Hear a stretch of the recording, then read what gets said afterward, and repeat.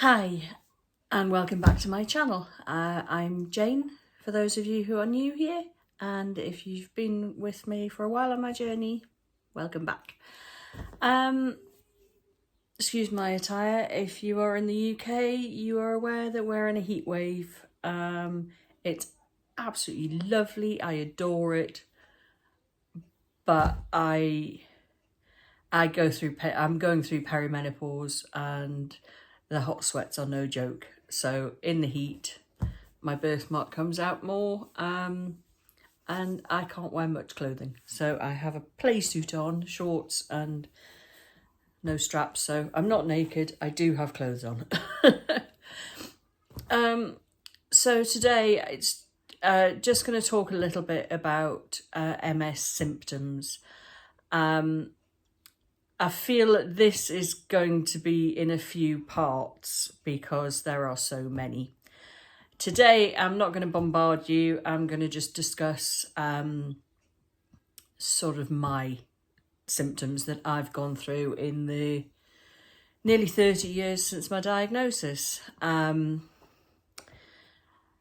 My symptoms kind of started in my memory with numb patches, desensitized skin, and they would be little areas that could be maybe 1 inch in diameter patches, sometimes smaller, fingerprint size, and you just sort of touch over your skin and think, oh, that doesn't feel quite right, something just doesn't feel right.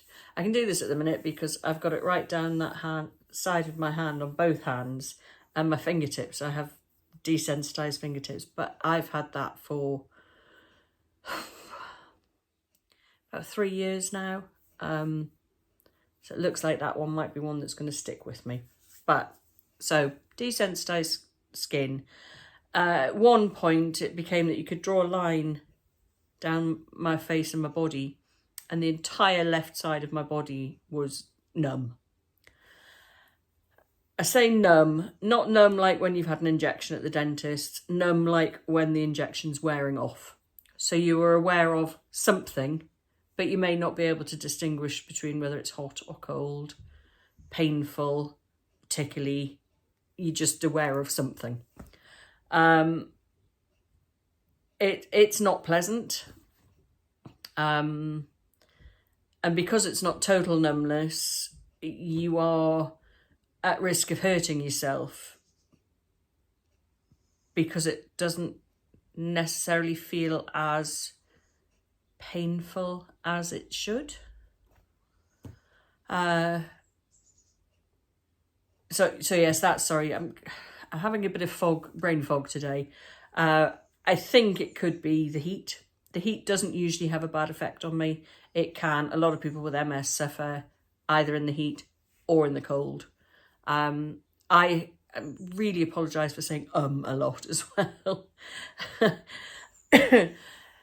So I have brain fog quite heavily at the moment. I will go off on a tangent maybe, and so could be a very interesting little programme today. Desensitised skin. That was probably my first main symptom that I sort of remember from before and since my diagnosis. Itchy skin. Okay, the MS itch is awful. The worst I've ever had it was in these two fingers down, and it ran up. So my elbow, that's the way my hand is. So these two fingers, and then it just ran up the side of my arm. Now, this isn't an itch that you can scratch. No amount of scratching will scratch this itch. It's like your bones are itchy and you can't scratch your bones. You can come close because you scratch so hard that I'll be honest, trigger alert. I've scratched, not to my bone, but I have drawn blood on several occasions from scratching so hard. You become almost fevered, desperate to relieve this itch. My brother thought he was being funny, and he turned up with a tube of pile cream. I think I might pronounce it anusol or anusol. And he said, "Oh, I'll give that a go. It says it relieves itching." And I thought, you know what? What the hell? I'm going to give it a go. And it brought relief. It didn't completely get rid of it, but it was the only thing that actually gave me any relief. So if you do suffer with an MS itch, give it a try. It may work for you. Or comment below if you've had an MS itch and you have come up with any controversial remedies, I suppose. Yes, so MS itch, MS hug. It's not a hug like that. I felt it sort of around my rib cage, under my breasts. It feels as though you've got a belt tied round there that is being pulled tighter and tighter and tighter. I became a little bit breathless. And when people say, "Oh, it's all in your head," yeah, it is, and your spine. But it doesn't make it any less real, any less frightening, any less uncomfortable. But yes, that's my experience of an MS hug. As I said, just this tightness and just getting tighter and tighter and tighter. Nothing to see. In most MS, or a lot of MS symptoms, they're invisible.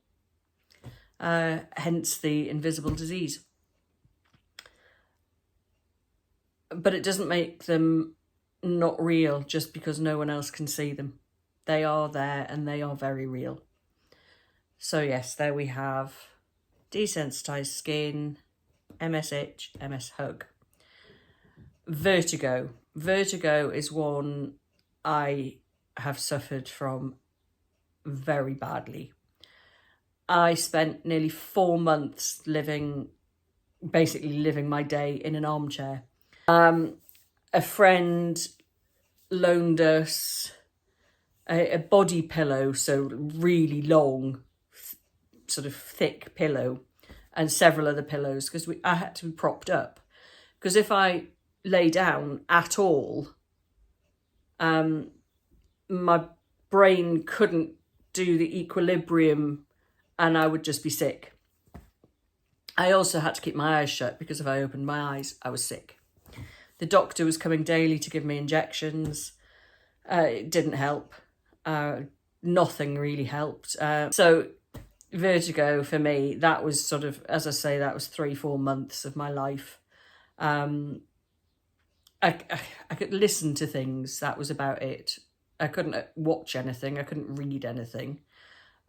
I hadn't discovered audiobooks at that stage. So it was really just music. So yes, that was my worst experience of vertigo. I've suffered from it regularly in just lack of balance, wobbly, that feeling of you've either just had a bit too much to drink or you stood up too quickly. But it just happens regularly and just stays for minutes, hours, days, weeks. It's different every time. But people look at you as like you're drunk, and you're not. You have no balance. Brain fog, that's another one, which I go through again. It comes and goes. What does brain fog mean? To me, brain fog is when you can't think of the word. And it could be a simple word. You know what they are, but you the word just is gone from your vocabulary. And you feel stupid. You'll be in the middle of a conversation and you'll just stop. And my husband and my daughter have got quite good at... It's a guessing game. What was I talking about? So what words would fit? You just literally have no word. It's as simple as that. The word you're looking for, just, it's gone. And you start trying to say words that you think are maybe similar. So yeah, I've had some hysterical conversations and some conversations that leave you feeling less than. Not that anyone else makes you feel that way, it's the way I felt inside, that you feel stupid. Well, I feel stupid, but you're not. It's just this brain fog. Forgetfulness is part of it, is part of it. You forget what you're saying, or I'll ask my daughter something about a night out or a weekend or whatever, and then 5 minutes later I ask her again and she's already answered me once. And sometimes people, when they hear you and you've asked the question a second time, they can make you feel, they're like, well, I've already answered that. And I always think of the people who know me, if I've asked it a second time, they know it's because I don't remember. So don't make me feel bad for needing to ask again. And I'd say that if you've got a friend or a family member or a loved one who's got MS, and they have this problem with the brain fog, or brain farts, if you want to call it that, and they start repeating, don't make them feel bad about it. They wouldn't be asking again if they knew, if they remembered. So just answer them again. It's no hardship. Just a little thing to make them not feel so worthless. But yeah, so brain fog, that's my experience of it. Paralysis. Now, for me, the paralysis I had was actually in one half of my face. You physically cannot make one half of your face not work. So if I am smiling and, you know, you can see all the movements and things on that side of your face, just pulling lots of... and the other side, nothing. And that side's like that. That was scary. My mum thought I'd had a stroke. Luckily, it didn't last for too long. But yeah, that was that I didn't want to see anyone. It just looked terrifying. I couldn't even look at myself in the mirror. You know, I didn't even have a morbid fascination of looking at it. It was so horrific to me that chatting away and all the movements you get, but one side, because you physically can't do that. But that did happen. We'll talk very briefly about incontinence. I don't suffer from incontinence. It can be a big problem for a lot of people with MS. What I do suffer from along those lines, though, is your 5-second warning that you need a wee. So I'm at the stage now where I will not leave the house without going, even if it's for the dog walk, without going for a wee. Even if I only went for one 10, 15 minutes ago. Even if I don't feel as though I need one, I'm going to go anyway. Never pass up the opportunity to go to the toilet. No matter where you are, if you're walking, if you're out for a lunch date or whatever, and you've gone for a little window shop or you've gone shopping, and you pass a toilet in a shop, use it. Whether you think you need it or not, go. Trust me on this. Never pass up the opportunity to go to the toilet. I'm still mobile. I can walk. I do have a walking stick, which I do have to use, not all the time, but it's getting a little bit more regular, I'd say.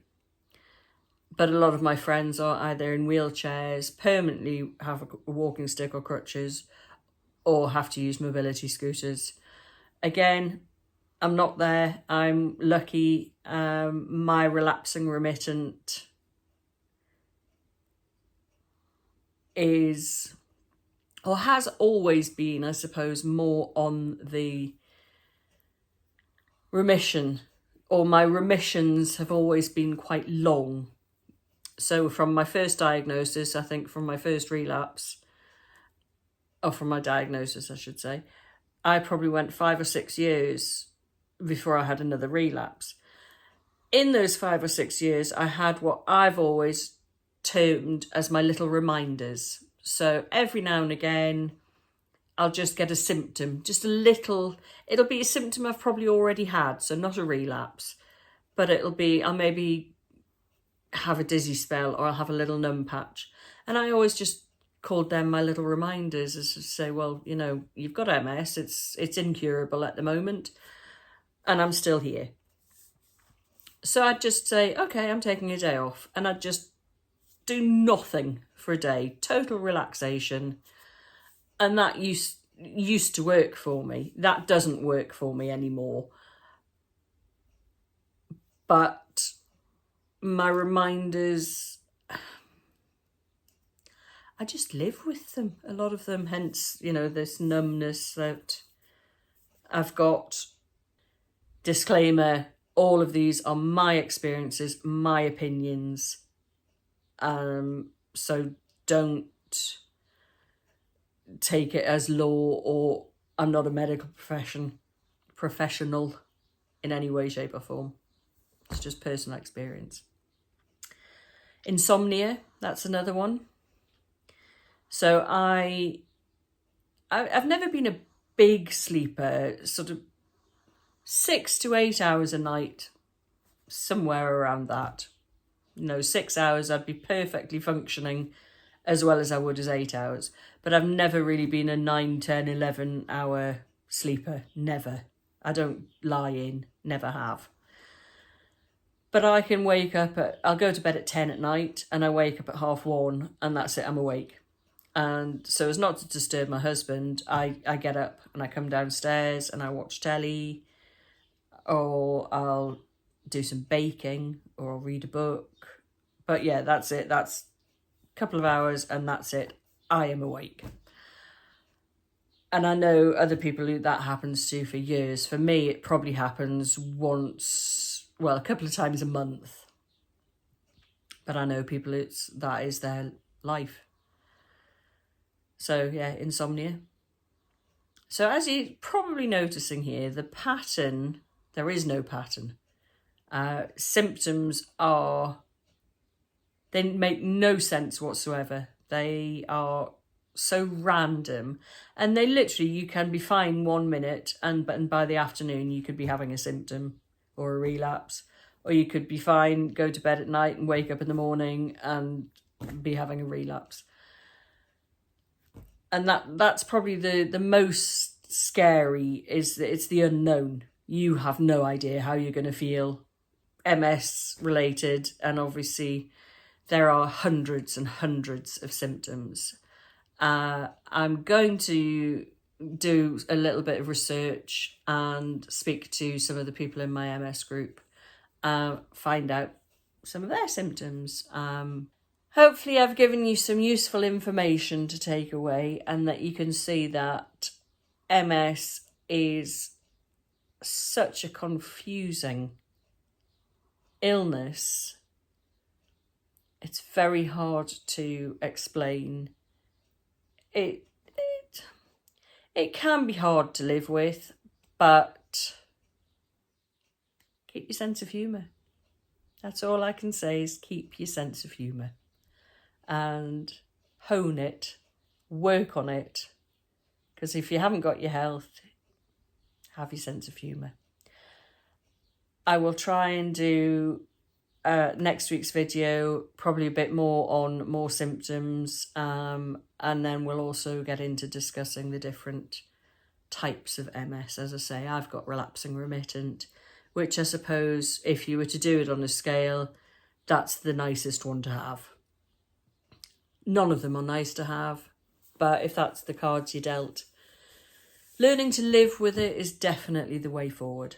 So we'll see you again next week. Thanks for watching. Please like, please subscribe, and send this video to anyone that you think might help. And we'll see you next time. Bye.